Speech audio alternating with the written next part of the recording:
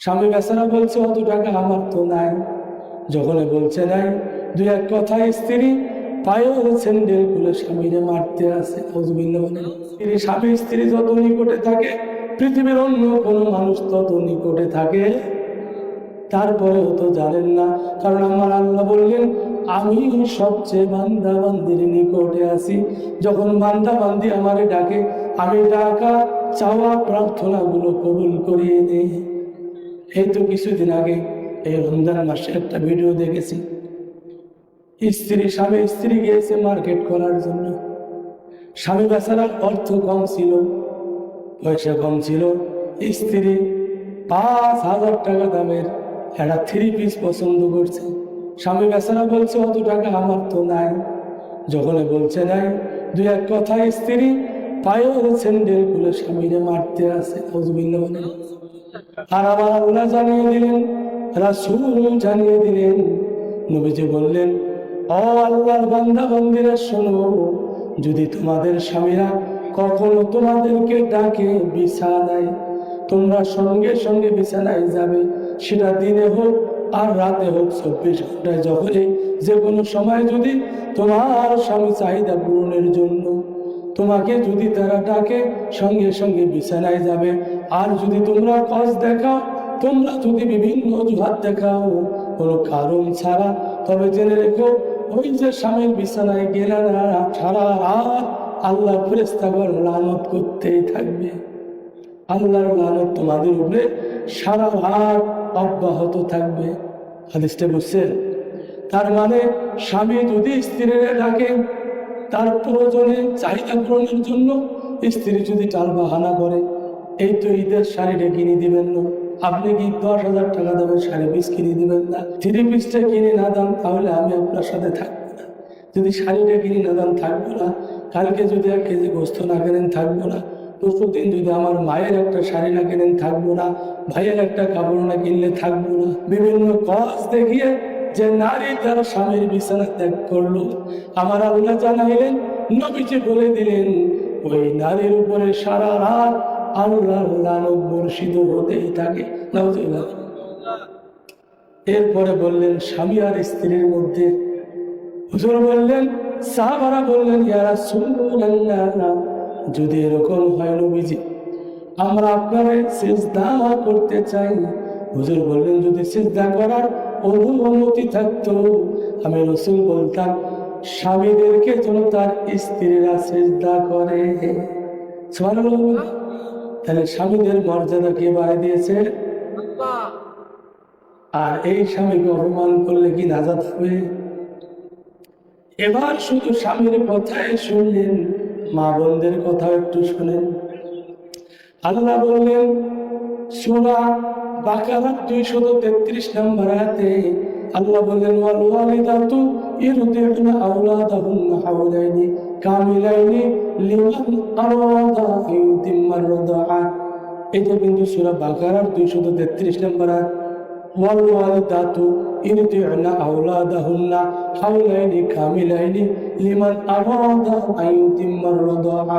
এই আয়াতে কারিমা আল্লাহ বললেন, যখন স্বামী স্ত্রীর মিলনের মাধ্যমে সন্তান আসে, ওই সন্তান যখন মায়ের গর্ভে আসে, তখন স্বামীদের কাজ হলো ওই মায়েদের অর্থাৎ তার স্ত্রীদের ভরণ পোষণ বৃদ্ধি করে দেওয়া। আগে যা খাদ্য দিত তার চেয়ে বেশি খাদ্য দিতে হবে। আগে যা ছিঁড়ে কাপড় কিনে পড়ছে ওটা চলবে না, সুন্দর সুন্দর জামা দিতে হবে সাধ্য অনুযায়ী। তাহলে মায়ের মনটা সচল হবে, সবল হবে, দুর্বলতা কেটে যাবে। ওই প্রভাব সন্তানের উপরে পড়বে। মা ভালো খাবে, পুষ্টিকর খাদ্য দিবেন, তখন সন্তান পুষ্টিকর খাবার পাবে। বিদায় সন্তানের মেধা ভালো হবে, দেখতেও ভালো হবে, শরীরটা সুস্থ থাকবে। তখন আমরা করি কি, ওই যখন মা বোনদের পেটে বাচ্চা আসে, কিছু আছে বেয়াদব বেয়াকুব, কিছু পুরুষ আছে এরা খাবার দেয় না, বাউদিয়ার মতো ঘুরে বেড়ায়, সন্ধ্যেবেলায় এসে স্ত্রীর উপর অত্যাচার করে ডাং মার দেয়। এরকম আছে না নাই? এই বেয়াদব পুরুষগুলো, এই আহাম্মক পুরুষগুলো যে এই কাজ করে, পরবর্তী টাইমে যখন সন্তানটা হয় অসুস্থ প্রতিবন্ধী, তখন দোষ দেয় বউয়ের। কার দোষ দেয়? কিন্তু দোষ তো স্ত্রীর না, দোষ হলো পুরুষের। কার দোষ? এই জন্য আল্লাহ কারিমা বলছে তোমাদের স্ত্রীদের ভরণ পোষণ বাড়িয়ে দিবে যখন তারা সন্তান পেটে ধারণ করে, খাবার গুণগত মান করবে এবং তাদের পরিষ্কার পরিচ্ছন্ন পোশাক দিবে তোমাদের সাধ্য অনুযায়ী। আর মাদেরকে বলেছে ও আমার বান্দিরা, যখন তোমাদের সন্তান প্রসব হবে, হওয়ার পরে 2টা বছর তোমাদের সন্তানদের দুধ খাওয়াবে। এই আদেশ পালন করার কথাকে বলেছেন। এখন এই আদেশ আমরা মানি না, পরে সন্তান পুষ্টিহীন হয়, চোখ কানা হয়, কম দেখে চোখে, নানান অসুবিধা হয়, তখন দৌড়েই কিভাবে পুষ্টিকর খাবার খাওয়া যায়। যদি আল্লাহটা মানা হতো কখনো অসুবিধা হতো? বলতেছিলেন যে কথায় আল্লাহ বলছেন ওয়াইদা সালাকা ইবাদি আন্নী ফাইন্নী করিব। হে রাসূল, কেউ যদি আমি আল্লাহ সম্পর্কে আপনারে বলে আল্লাহ কোথায় আছে, আল্লাহ কত দূরে আছে, আল্লাহ কি করে, আপনি জেনে দিবেন আল্লাহ তোমাদের নিকটে আছে। আল্লাহ আমাদের আন্নী ফাইন্নী বলছে, আল্লাহ নিকট আছে। করিব উজিবুদ দাওয়াতাদ দাঈ ইযা দাআন। যখন আল্লাহকে ডাকা হয় আল্লাহ আমাদের ডাকগুলো শুনে, কিন্তু আমাদের দুর্বলতা হলো আল্লাহ এত ডাকি কেন ডাক শুনে না। জানতে হবে না? আপনারা কি আল্লাহকে ডাকিয়ে আল্লাহকে ডাক শোনাতে চান না? চান কিনা? আল্লাহর ডাক শুনিয়েছিল, লক্ষ্য করুন, নবী ইব্রাহিম আলাইহিস সালাম। ইব্রাহিম নবী যখন নমরুদ ইব্রাহিম নবীকে অগ্নিকুণ্ডায় ফেলায় দেয়, ঘটনাটা আপনাদের অনেকের জানা আছে। যখন ফেলায় দেয় এই অগ্নিকুণ্ডের আগুনগুলো দাও দাও করে জ্বলে। বর্ণনাকারী বলেছেন এত আগুন ছিল, আগুনের এত পাওয়ার ছিল, প্রায় 1 কিলো দূর থেকে ওই আগুনের কাছে যাওয়া যায় না। এর কত বড় আগুনের গভীরতা এবং গর্ত ছিল, এই আগুনের কাছাকাছি যাওয়া যায় না। শয়তান এসে বুদ্ধি দিল, জনাব বাদশাহ নমরুদ এই ইব্রাহিম নবীকে ফেলাতে হলে চরকি তৈরি করেন, আগুনের কাছে যেহেতু যাওয়া যায় না, এখান থেকে চরকি মারবেন, ওই আগুনের মাঝখানে গিয়ে পড়বে। এবার তাই করা হলো, নবী ইব্রাহিমকে চরকিতে চড়ানো হলো, আগুনে ফেলানো হবে। এমন অবস্থায় ফেরেশতা এসে বলল, আল্লাহর নবী, আমি বলতেছিলাম আল্লাহ সবচেয়ে আমাদের নিকটে আছে, আল্লাহর থেকে নিকটে আর কেউ নাই। বলতেছে ও আল্লাহর নবী, ওই যে আগুনে ফেলায় দিবে, আপনি যদি চান আমরা আগুনকে নিভায় দেব। ইব্রাহিম নবী বলল, ও আল্লাহর ফেরেশতা, আল্লাহ তো আমারে দেখে, কাজে আল্লাহ যেহেতু আমারে দেখে, সুতরাং আমি আল্লাহর সাহায্য কামনা করি। এভাবে রব্বুল আলামিন তাকে সাহায্য করলেন। যখন ইব্রাহিম নবীকে ফেলাই দিলেন, ইব্রাহিম নবী কার সাহায্য চেয়েছে? কত রকম কঠিন ভয়াবহ আগুন সামনে, আল্লাহ ছাড়া কারো কাছে সাহায্য চায় নাই। এবার আল্লাহ তাআলা দেখলেন সাহায্য তার কাছে চায়, এই জন্য ইব্রাহিম নবীকে সাহায্য করলেন। নমরুদ যখন আগুনে ফেলা দিল, আগুন কার কথা শুনে? আল্লাহ আগুনকে বলল, রুকুনি বারদাও ওয়া সালামান আলা ইব্রাহিম। হে আগুন, আমার নবীর জন্য, আমার বন্ধুর জন্য তুমি শীতল হয়ে যাও। একদম শান্তিময় হয়ে গেল আগুন। নবী ইব্রাহিম বলল, আমার জীবনে যত সুখ পেয়েছে সবচেয়ে বেশি সুখ ছিল ওই দিনগুলোতে, যে দিনগুলোতে আমি ওই আগুনের গর্তে ছিলাম। তাহলে কাফের মুশরিক মুরতাদ আপনারা যত কষ্ট দেয়, যত শয়তান ওয়াসওয়াসায় ফেলুক, ওই কষ্টগুলো হবে আপনার জীবনের এক এক দিন করে, এক একটা করে সুখ, ঠিক কিনা? এই জন্য আল্লাহ বলছেন, ইন্না কাইদা শাইতানি কানা দাঈফা। শয়তানের ষড়যন্ত্র অত্যন্ত দুর্বল, মাকড়সার জালের মতো। মাকড়সার জাল যতই বড় দেখাক সমস্যা হোক না কেন, এভাবে টান দিবেন খুলে যাবে, ঠিক কিনা? সুতরাং ওই আগুন ছিল মাকড়সার জালের মতো, হুকুম মানছে কার? আমরা হুকুম মানব কার? জাহান্নামটা সৃষ্টি করেছেন কে?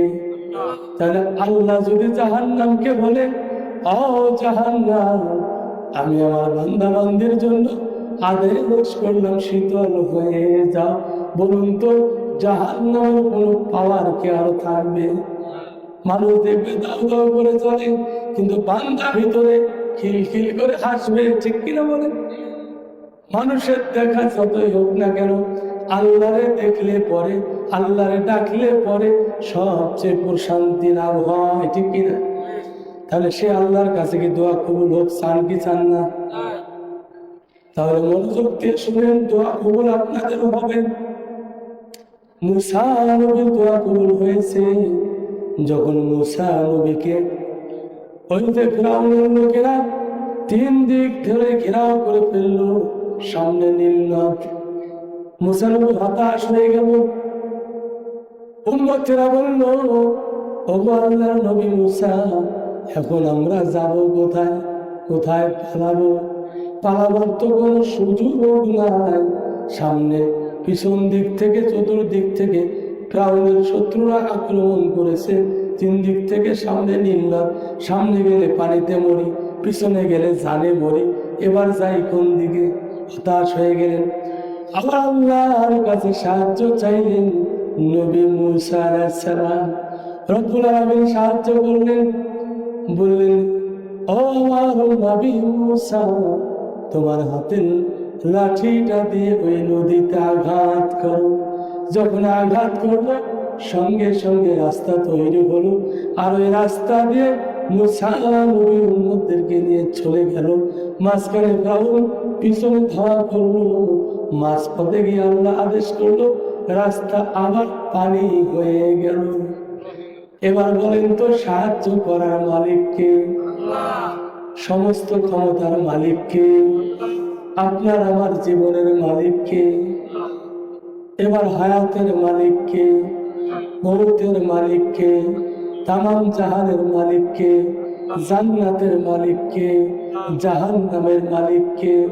কারে ডাকবো আমরা? অবিশ্বাস হয়? বিশ্বাস হয়? এবার আপনারা ডাকবেন, ডাক কবুল হবে। বলো, হুজুর মুসা নবীর ডাক কবুল হইল, ওই তো ইব্রাহিম নবীর ডাক কবুল হইল, বুঝলাম। এবার যাদের বাচ্চা হয় না, তারা কি আল্লাহর ডাকেনি? তাদের কি কবুল হয় না?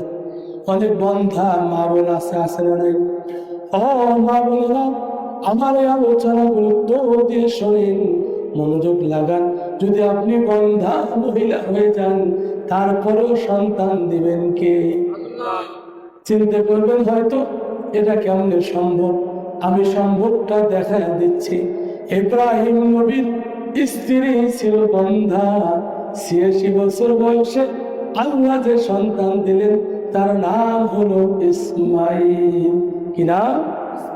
যদি আল্লাহ ইব্রাহিম নবীকে দিতে পারে, তাহলে আপনাকে দিতে পারবে কি পারবে না? কেমনে নিয়েছে এটা লক্ষ্য করুন। এইটাই হলো মূল বিষয়। যদি বুঝতে পারেন, আপনাদেরও সন্তান হবে। এবার জাকারিয়া আলাইহিস সালাম, তার স্ত্রী ছিল বন্ধা, তারও আল্লাহ সন্তান দিয়েছে, নাম হলো ইয়াহিয়া। কি নাম? কেমনে দিল এটা লক্ষ্য করার বিষয়। এটা যদি লক্ষ্য করতে পারেন, আল্লাহ আপনারও দিবে। যে আল্লাহ বন্দাকে সন্তান দিয়েছেন, যে আল্লাহ বিপদ থেকে নবীদেরকে বাঁচিয়েছেন, সে আল্লাহ আজও আছে না নাই? বলেন তো, আছে না নাই? সে আল্লাহর ক্ষমতা আজও আছে না নাই? সে আল্লাহর পাওয়ার আজও আছে না নাই? সে আল্লাহ আজও আপনাকে আমাকে মৃত্যু দিতে পারে কি পারে না? বাঁচাতে পারে কি পারে না? তাহলে সে আল্লাহকে ভুলে গিয়ে কেমনে আমরা আল্লাহর সঙ্গে নাফরমানি করি? আবার আল্লাহ বলেন, কাইফা তাকফুরুনা বিল্লাহি ওয়া কুনতুম আমওয়াতান ফাহইয়াকুম সুম্মা ইউমীতুকুম সুম্মা ইহয়িকুম সুম্মা ইলাইহি তুরজাউন। কাইফা তাকফুরুনা বিল্লাহ, ও আমার বান্দা বান্দিরা, আমার কেমনে তোমরা ভুলে যাও? কেমনে আমার সঙ্গে নাফরমানি করো, গাদ্দারি করো, বেঈমানি করো, নাশুকরিয়া করো, কুফরি করো হকুম তোমার মাতা, অথচ তোমরা কিছুই ছিলে না, তোমরা ছিলে মৃত্যু। হকুম তোমার মাতা ফাহিয়াকুম, আমি আল্লাহ তোমাদের জীবন দিয়েছি, সুম্মা ইউমীতুকুম, আবার মৃত্যু দেব। তাহলে আমাদের জীবন দিয়েছেন কে? আল্লাহ। সুম্মা ইউমীতুকুম, মৃত্যু দেয় কে? সুম্মা ইউহয়িকুম, আল্লাহ বললেন আবার আমি জীবিত করাবো। সুম্মা ইলাইহি তুরজাউন, আবার আমার কাছে ফিরে নিয়ে আসবো। এবার বলেন তো বাবাজিরা, আপনি আমি যদি মরতে নাও চাই, আল্লাহ নিবে কি নিবে না? কেউ যদি আমি মরবো না, এই কথা সারাদিন যদি জপে, ওটা মরতে হবে কি হবে না? ফেরাউন বলছিল আমি মরবো না, মরছে কি বলে নাই? ফেরাউন বলেছিল আনা রাব্বুকুমুল আ'লা, আমি তোমাদের আল্লাহ। বাঁচি আছে না মরছে? নমরুদ বাঁচি আছে না মরছে? ওই যে ফেরাউন অত্যাচার করেছিল, আল্লাহ তাআলা মুসা নবীকে বলেছিল হাতের লাঠি ছেড়ে দেওয়া হয়েছে, সাপ কি হয়েছে? আবার বলছে ধরো হয়েছে লাঠি। এই মুজিজা দিচ্ছেন কে? দাউদ আলাইহিস সালাম, সুলাইমান নবীর বাবা দাউদ নবী, আল্লাহ তারে মুজিজা দিয়েছিল। এভাবে লোহা যখন হাত দিয়ে ধরে চিপেছে, লোহা গলে হাত দিয়ে পানি টপ টপ করে পড়েছে, যা মন চায় তাই তিনি বানিয়েছেন। এই পাওয়ার দিয়েছেন কে? এই শক্তি কেউ কি কেড়ে নিতে পারবে? আজকে কারো হাত দিয়ে লোহা ধরলে পানি হবে? তো কিসের বাহাদুরি দেখায়, কিসের টাকা, কিসের করি তোমার, কিসের বাহাদুরি, সঙ্গে তোমার কেউ যাবে না, টাকা কিংবা গাড়ি, সঙ্গে তোমার কেউ যাবে না, পুরুষ কিংবা নারী। ঠিক কিনা বলে? সুতরাং এগুলি দেখে কোনো লাভ নাই। সম্মানিত ভাইরা, বলতেছিলাম দোয়া কবুল হবে যদি কবুল হওয়ার মতো নিয়মগুলো মানিয়ে দোয়া করি। অনেকে প্রশ্ন করবে হুজুর, দোয়া যদি কবুল হয় তাহলে তো আর কিছু লাগে না। হ্যাঁ, অবশ্যই ঠিক। আপনার দোয়া যদি কবুল হয়, আপনার নাজাত হবে। দোয়া কবুলের সিস্টেমটা জানিয়ে দেই। আল্লাহ বললেন দোয়া কবুল এভাবে হবে। প্রথমে বললেন আমার সম্পর্কে জানতে চাইলেন, নবী আপনি জানিয়ে দেন। আল্লাহ পাক বললেন হে রাসূল আপনি জানিয়ে দেন, ওয়াইদা সালাকা ইবাদি আন্নী ফাইন্নী করিব, আমার বান্দারা যদি বলে আল্লাহ কোথায় আছে, বলবেন আল্লাহ নিকটে আছে। আল্লাহ আপনার আমার কোথায় আছে? এ বাবাজি কথা বোঝেন। যদি না বোঝেন বাড়ি, তাহলে ওয়াজ করিয়ে ফায়দা নেই। তা না হলে ওয়াজের দশা এরকম হবে, সারা রাত ধরিয়া হুজুর ওয়াজ করতেছে চক্ষু বন্ধ করিয়া। হুজুর কান্দে, শ্রোতাও কান্দে, সকলে কান্দে। হুজুর চক্ষু বন্ধ করে ইশক বসে গিয়েছে, ইশকের তার আওয়াজ করে চক্ষু বন্ধ করে। রাত শেষ হয়ে গেল, সকালে দেখে একটা মুরব্বী মহিলা, এই মহিলা তিনি কান্দে। এবার হুজুর চিন্তা করলো সবাই চলে গেল, এই মা, বুড়ি মা আছে কান্দে, এই মা মনে হয় হিদায়াত হয়েছে। বলে ও মা কান্দেন কেন? আমার আওয়াজ শুনিয়ে মনে হয় হিদায়াত হয়েছে। বলবো বলতে বাবা আমি কান্দি, মনে একটা আমার কথা ভাসে, আফসোস হয় এই জন্য কান্দি। বলে কি আফসোস মা বলেন? বলে ও বাবা কয়েকদিন আগে আমার একটা বকরি হারিয়ে গেছে। বকরি ছিলেন ছাগল হারিয়ে গিয়েছে। ওই ছাগলটা এত ভালোবাসতাম, মহব্বত করতাম, কোন বা চোর চুরি করছে। বাবারে ওই ছাগলটার দাড়িগুলো ছিল এত সুন্দর, বাবারে ঠিক তোমার দাড়ির মতো। তুমি যখন ওয়াজ করো দাড়ি গুণ আল্লাহরে, আমার ছাগল যখন ঘাস খায় দাড়ি গুণ আল্লাহরে। আমার তোমাকে দেখে দেখে ওই ছাগলের কথা মনে হয়, ওই দুঃখে আমি কান্দি। বলেন তো এবার সব হবে না গোনা হইবে? আপনি যদি চিন্তা করেন হুজুর ওয়াজ করে, হুজুর কোরআন দেখি কেমন দেখা যায়, কণ্ঠ কোনা কেমন শোনা যায়, তাহলে লাভ নাই। বরং কান লাগাতে হবে, মনোযোগ দিতে হবে, সন্তুষ্ট চাইতে হবে কার? বলেন তো আপনার আমার মালিক কে? এবার ভাইরা আমার দোয়া কবুল করবেন কে? আল্লাহ বললেন বান্দা যখন দোয়া করে, যখন প্রার্থনা করে, আমি আল্লাহ তা সঙ্গে সঙ্গে কবুল করি। তবে শর্ত হলো দুইটা। কয়টা শর্ত? দুইটা শর্ত। এই দুইটা শর্ত যদি পূরণ করো তাহলে তোমাদের দোয়া কবুল করবেন কে? এই শর্তগুলো নবী রাসূলগণ পূরণ করেছে, সাহাবাগণ পূরণ করেছে, বিধায় তাদের দোয়া কবুল করেছেন কে? যুদ্ধের ময়দানে মানুষ যখন শহীদ হয়েছিল, এক লাশকে নেওয়ার জন্য তার মা গিয়েছিল। গিয়ে রাসূলকে বললেন, নবীজি আমার সন্তান যুদ্ধে এসেছে। হুজুর বললেন, সে তো শহীদ হয়েছে। এবার বেশি আবু বকরকে বলল, আবু বকর আমার সন্তানকে কি দেখেছো? তিনি আবু বকর রাসূলের দিকে তাকাইলেন। রাসূল ইশারা করলেন, ওই আল্লাহর বান্দী কে? যখন রাসূল আবু বকরকে ইশারা করলেন, আবু বকর ইশারা বুঝতে পারলেন না। তিনি মনে করলেন যে লোকটা বেঁচে আছে। এই জন্য আল্লাহর বান্দীকে বললেন যে আপনার ছেলে আসতেছে, বেঁচে আছে। কিছুক্ষণ পরে ছেলেটা বেঁচে আসলো, মরা ছেলেটা ভক্তি গেল। এবার ওই মহিলা গিয়ে রাসূলকে বলল, হুজুর আপনি বললেন মরে গিয়েছে, আমার সন্তান আবু বকর বলল বেঁচে আছে। সে তো দেখি বেঁচে আছে, কেমন হলো জিনিসটা?